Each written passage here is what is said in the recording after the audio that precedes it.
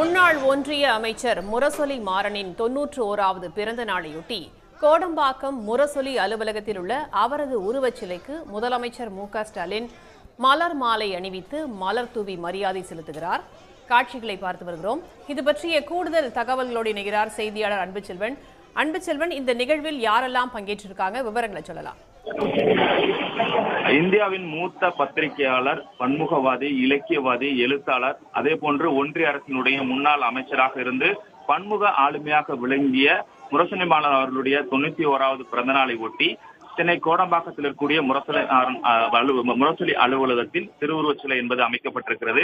திருவுருவச் சிலைக்கு கீழே வைக்கப்பட்டிருக்கக்கூடிய திருவுருவ படத்திற்கு முதலமைச்சரும் திமுக தலைவருமான மு.க.ஸ்டாலின் மலர் தூவி மரியாதை செலுத்தினார். அவருடன் திமுகவினுடைய பொதுச் செயலாளர் துரைமுருகன், பொருளாளர் டி.ஆர். பாலு உட்பட மூத்த அமைச்சர்களும், அமைச்சர் உதயநிதி ஸ்டாலின் உட்பட நாடாளுமன்ற உறுப்பினர் தயாநிதி மாறன் ஆகியோரும் பங்கேற்றனர். முக்கியமாக நிர்வாகிகள், தொண்டர்கள் ஏராளமானோர் கலந்து கொண்டனர். இந்த நிகழ்வின் போது முதலமைச்சர் அவருடைய திருவுருவ படத்திற்கு மலர் தூவி மரியாதை செலுத்தினார். இதைத் தொடர்ந்து முதலமைச்சர் மு.க.ஸ்டாலின் முரசொலி அலுவலகத்திற்கு உள்ளே சென்று அங்கு இருக்கக்கூடியவர்களிடம் தற்போது இருக்கக்கூடிய சூழ்நிலையெல்லாம் கேட்டறிந்து கொண்டிருக்கிறார்.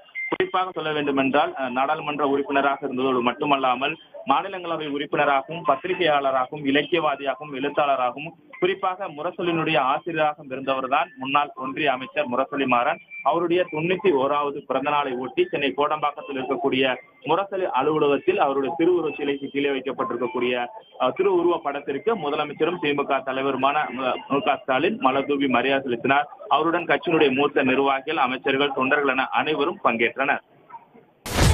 சன் நியூஸ் வாட்ஸ்அப் சேனலை ஃபாலோ செய்யுங்கள். QR கோடை ஸ்கேன் செய்து சன் நியூஸோடு இணைந்திருங்கள்.